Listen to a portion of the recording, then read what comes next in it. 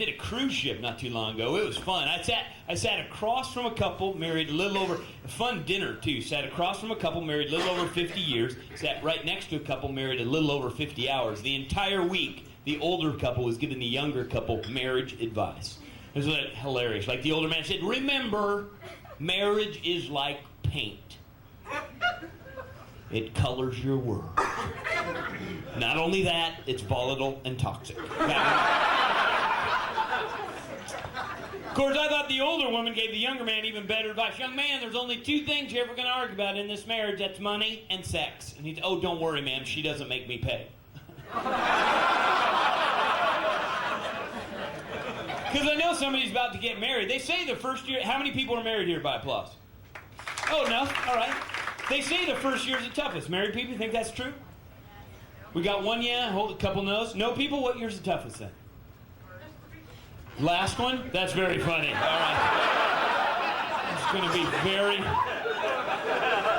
very funny next show, my friend. Let me tell you that right now.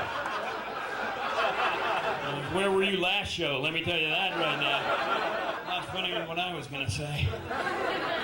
And engaged, I guess, if they're about to get married, that's nice. That's what they were talking about. And because I always thought engagement was a lot tougher than the first year, because people lie to guys about the engagement process. My whole life, people were telling me things like, diamonds are forever. Payments are forever. I found out fiance is just one end shy of finance. Actually, looking back, I think men should be put in charge of the wedding ceremony. If guys were in charge of the wedding, every single wedding would be quick. Just short and sweet. Just get in, get out, nobody gets hurt. Guys are interested in one thing, the reception. We are in charge of the ceremony. Every single ceremony would be, I do, give me a brew. But we're not in charge. How many guys were in charge of their weddings? That's what I thought right there. I've asked that about 350 times. Only one guy has ever applauded, and he was marrying another guy. Somebody had to be in charge. No, women are in charge because they have everything to remember. They don't trust us to be in charge. I have to admit that. Because really, they think guys would do things backwards. Probably true. Every guy I know, he was in charge of his wedding. He'd start out with a honeymoon. Move to the reception, get drunk with his friends, feeling no pain. What the hell? Get married. Women are in charge because they have everything to remember. First, they have to remember to get a beautiful dress for themselves. Then they have to remember to get a bunch of ugly dresses for their bridesmaids. Saying that really dumb thing. You'll wear it again. I promise you'll wear it again.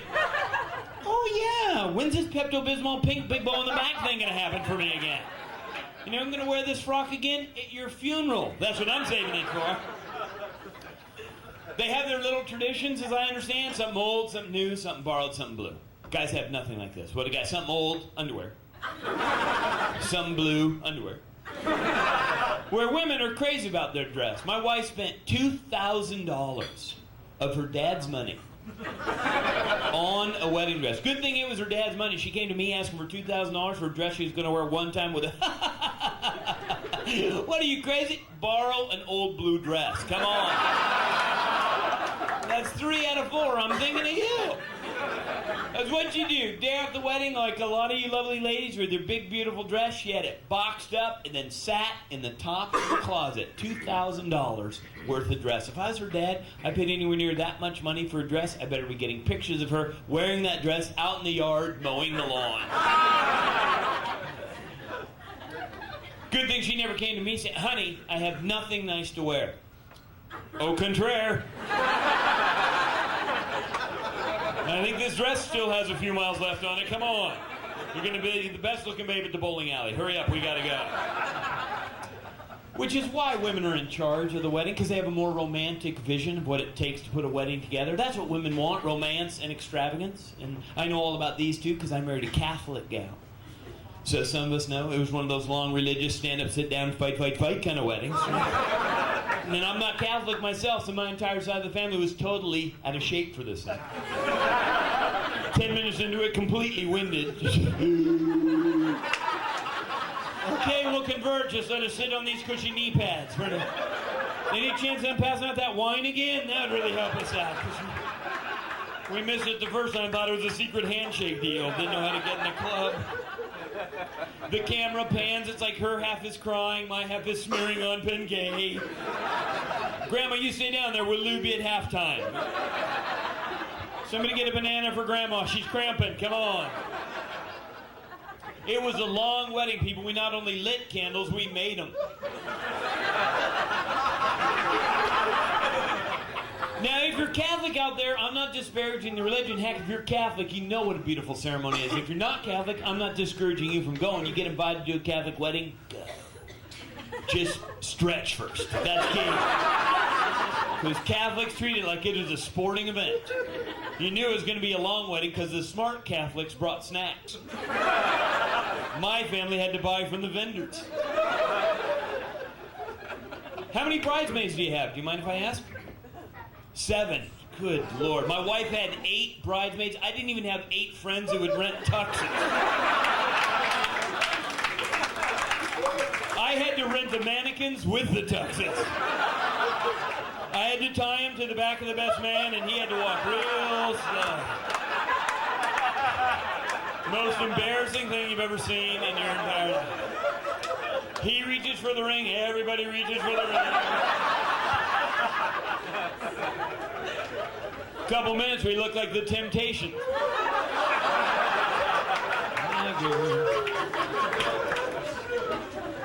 You videotaping this thing? Yeah, we weren't sure whether to videotape or not, because every reception you ever been to, there's always that one drunk uncle who has been drinking since he got the invitation. And we all know this guy. Do we all just share an uncle that goes from wedding to wedding to wedding? Or is it one of these deals, rent more than 4 tuxes, get a drunk guy free? Because people got very drunk at my wedding. My gosh, I mean, one of the mannequins scored. Hey, women love a guy who listens. Let me tell you that. Had a great honeymoon, too, to finish up here. And most every honeymoon's great. Mine would have been perfect, except some wiseacre gave my wife and I a man's and a woman's G-string. And found out right away why they call it a G-string. You see your wife in one for the first time, all I can think to say is, gee.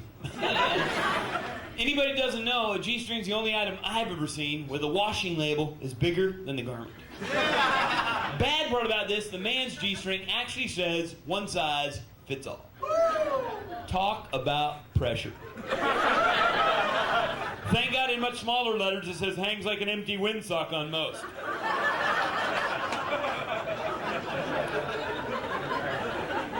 Besides, guys are the lucky ones when it comes to honeymoon. Anyway, my wife was in a different sexy outfit every 10 minutes for a 2-week period of time. Watch out, fellas, that's how they hook you. Satin for the honeymoon, then suddenly it's flannel till death do you part. I don't know what Bride magazine ever stabbed this guy's in the... Oh yeah, girls, after about 8 or 9 days, go back to wearing that really sexy granny nightgown tube sock arrangement. That's it. Woo! Come to bed, my little Beverly Hillbillies woman. Oh no, don't shave the legs. Put on the mud mask. Wear the curtains. Complete that fancy ensemble. Because I'll be honest with you, for 2 weeks, it was like living in a Fredericks of Hollywood. After that, it was like living with Frederick. And to finish up here, I don't know that much about marriage. Wish you a ton of luck. Because my own didn't last all that long. But I do know whatever relationship you're in, you got to keep romance alive. Took me 2 weeks of the honeymoon to figure out something romantic to do. I had seen the movie 10. I knew the most romantic music to make love to was Bolero. So I went out and got Bolero. Found out that is way too long of a song. Works a hell of a lot better if you put in Pop Goes the Weasel. I gotta admit that. You guys have been great. Enjoy the heck out of everything.